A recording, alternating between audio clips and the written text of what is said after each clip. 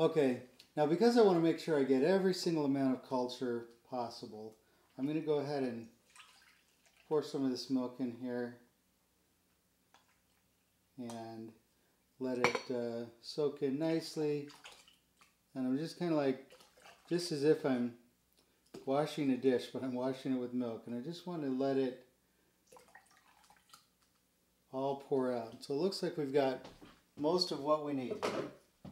Okay, now we're going to go ahead and stir this in. Like I said, very thoroughly. Okay, we want to make sure that the colony forming units of the bacteria get well distributed throughout this milk. And we want to act fairly quickly while it's at the temperature.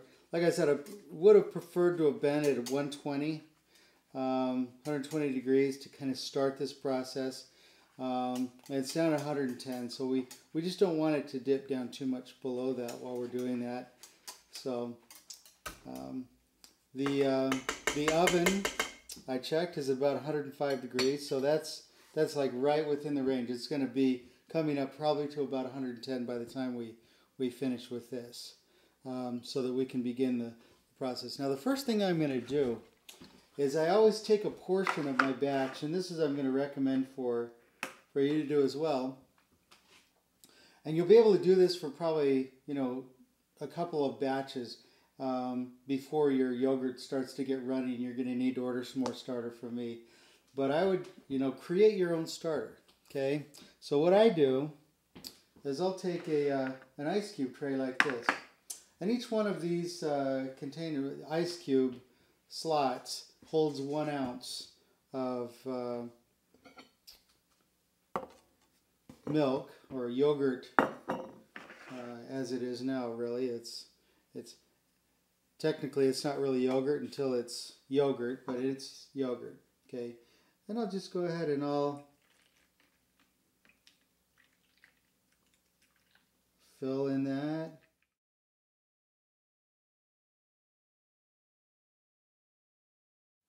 So, okay. Now the next thing I'm going to do is I've got my containers that the yogurt's going to go in, okay? And so rather than put it in one big container and then scoop it later, I just go ahead and put it in the containers that I'm going to put them in the fridge when I'm done. So I'll take my funnel that I have, and I've got a perfect size funnel that was made for use for canning jars, okay? And I'll go ahead and pour more of this in here. And I don't want to put too much. I don't want to fill this up too much, because what happens is when this gets too full, it starts to want to spill. So I'll go ahead and keep this over here just in case some of it wants to spill out the bottom. And we're good. Looks like we're good. Okay. And I'll fill that right up to the top.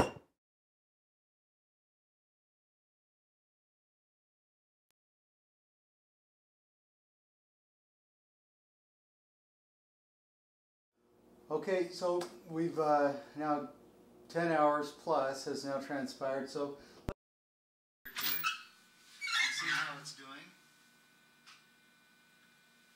Very nice. See, there's that one small little pint. Yeah, it's solidified quite nicely, hasn't it? Okay. We'll go ahead and take these out and put them on the counter over here.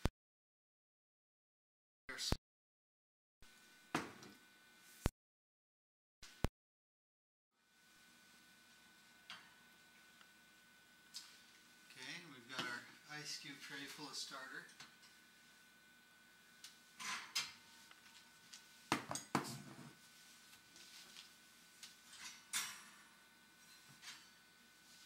Okay, and it looks like it's set up very nicely.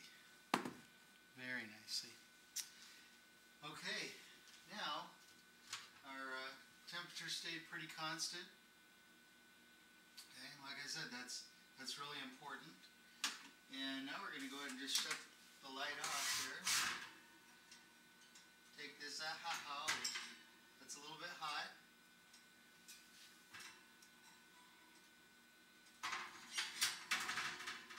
Okay.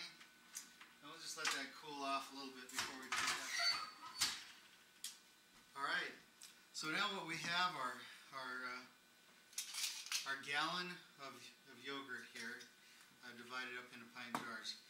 And we're going to go ahead and put lids on these now.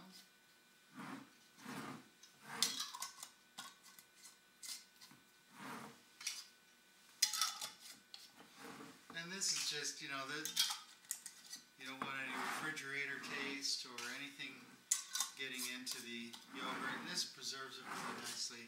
You don't have to do anything more than that. You don't have to do anything special to seal this up. Just regular canning jars, regular canning lids. And these have been reused multiple times for this particular thing. So you can buy it once and just keep using it over and over and over again, the same jars. Until you break one, or two, or three, then you got to replace them. So, alright. Now, then, once you've got that taken care of, make a little room in your refrigerator. Okay, now cut it off. Okay, and so we do have some room cleared in the refrigerator. We're going to go ahead and put them all in here very.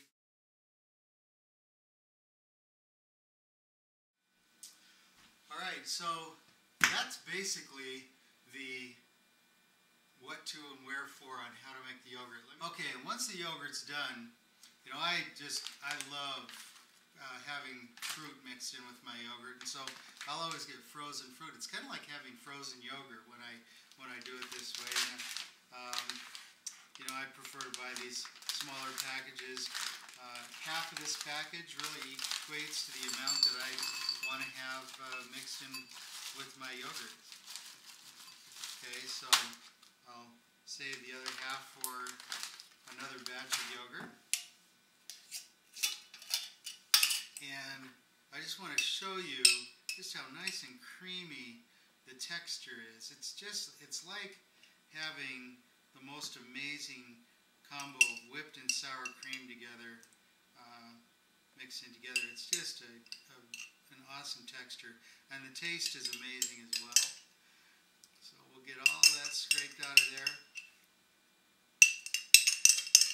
And then for sweetener, I use agave nectar. Agave is made from a certain cactus, and it's quite.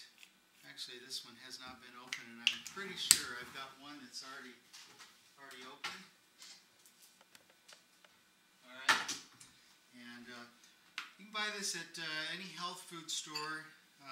This is probably the best sweetener if you prefer to go natural. And I'll just kind of cover that up, and that's about the amount of sweetener that I need. And I just stir it up all nice and good. And in the end, once I know it's stirring up nicely, when it starts to turn, in this case, a little bit pink. The other thing I tend to add in here is blueberries. So when it starts to look a little purple or blue with blueberries, then I'll know it's nice and stirred up completely.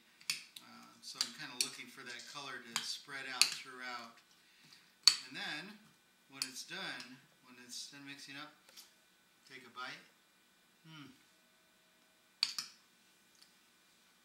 Honestly, this is the best yogurt you will ever taste. So, I recommend my yogurt starter to you to create this kind of yogurt.